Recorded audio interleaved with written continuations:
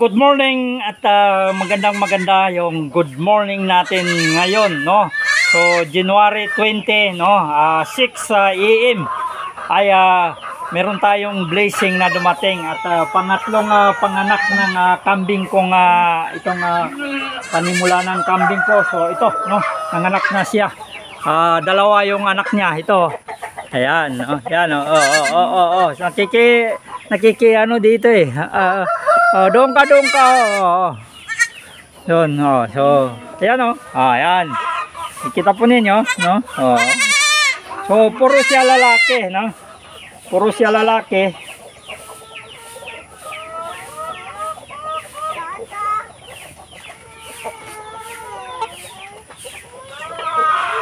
Dali natin doon kasi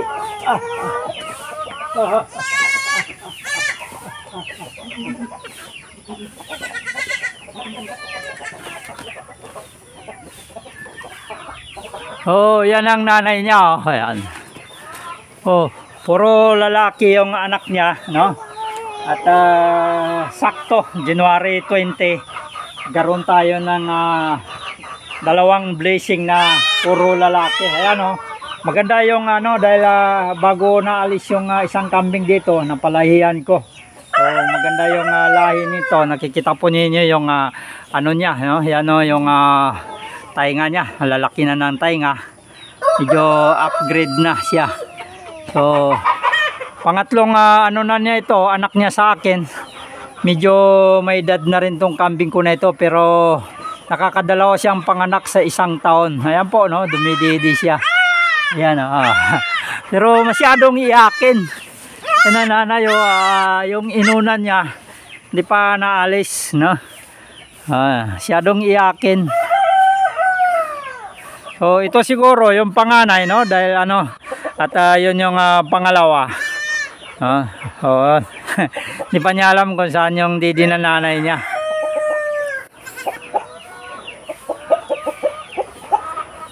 Ayan.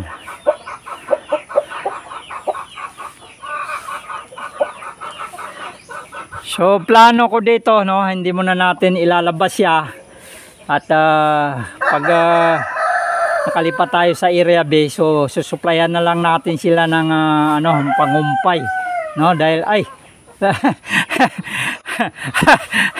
na ano niya, na kinakahig kasi na ano niya, nasisipa niya. Ayan, oh. Yan ang nanay, oh, ayan. Oh, nandiyan pa yung inunan niya, oh. Oksan kasirungan kanin na nina. Oksan kasirungan kanin. Pajingitin niya na ba eh. Saka kanan. Itong kasama ko si Baby Ahmad. So iniwan sa akin kasi may lakad nanay niya at saka tatay niya. Lang mahirap tong kasama ko, makulit eh. Yan. At January to, ito yung nanganak, no? Yan. So tatalian natin to dahil may nakarating sa ating reklamo na nakakarating na sa may ano, may mga tanim na mais. Ayan, oh. Malikot na rin siya. Sa February to, mag-iisang buwan. Yan yung blessing sa year 2025 na ano nung January New Year. So yan naman yung namatay, no, yung kapatid niya dahil nalaglag doon sa ano, sa palubugan ng kalabaw.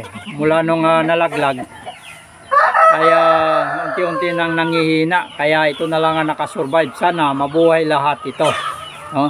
At ito ang nanay niya.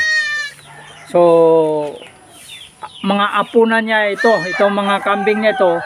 Ito ang pinagmulan, no? Itong ano na ito, itong itim ko na kambing. Ayan, oh. May na siya. Ayan, oh, ito. Yan yung pinagmulan ng mga kambing ko.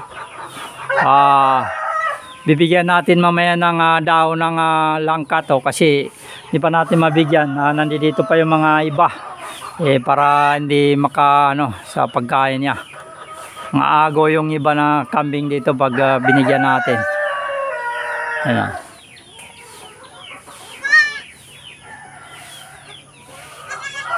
Gaganda ng kulay, no?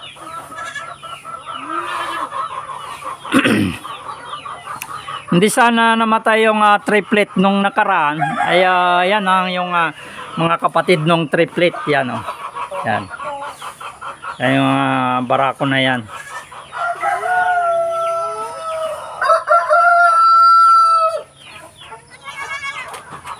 Oh, nagagalit siya, hindi niya ano. Oo, naipit. Nagagalit siya.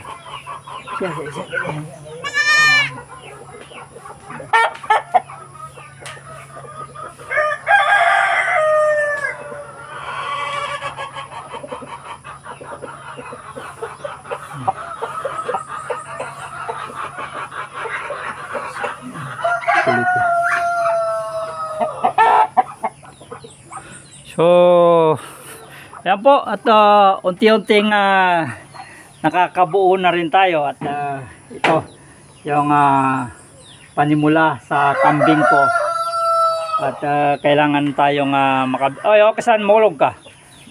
Makulit itong aking kasama, no? Yan. Mahulog ka dyan, diyan ka lang. Oh, pasaway, wala yung nanay niya, may lakad at tatay niya. Kaya iniwan sa akin, sumama dito sa farm. Gustong gusto naman niya dito sa farm, pero ito nga, kasan ka, masirong ka. Kasan. Ayan o, ayan. Kasan ka, kaya. Pumaway nun na nila. Hindi pa natanga. Yung sungay nito, no, ay sumabit sa kaya naputol. Matanda na talaga. No, tanda na talaga yung sungay niya. Ayan. So, inulit natin, puro lalaki yung sumubsob. Naantok pa siya. No, madaling araw kasi ang pinanganak to.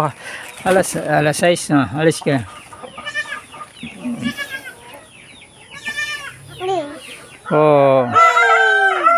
Hindi pa ako nakagawa ng pagkain ng manok, no? At dinukomento muna natin itong ating lumabas na blessing, itong dalawang kambing ko, no? Lumabas. So ayan na po, at magandang balita, dahil nakikita po natin na yung tatay niya, no, ay nagmana, no? Yan, lumalabas pa yung hinunanan niya. Wala nang kasi pag triplet, no, nasubukan natin yung triplet, hindi rin talaga nabuhay. Nahirapan tayong siguro pag magre-research pa tayo ng kung paano tayo makabuhay ng triplets. Siya. Yan, no. Unti-unti lumalabas yung inunanan niya. Papanganak lang nito alas 6. At itong lumabas yung isa. Kaya ngayon lang. Medyo mahina pa. Oksan man. Oksan. So natanggal na yung inunan niya. Yan. Di ka makikinig ba? Ngayon lang natanggal yung inunan niya, no? Yan.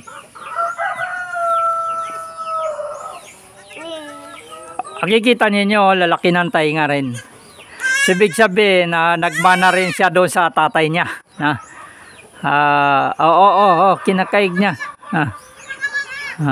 Tinatamaan mo yung anak mo. Hindi pa niya nakikita, hindi pa niya alam yung saan yung didi ng niya.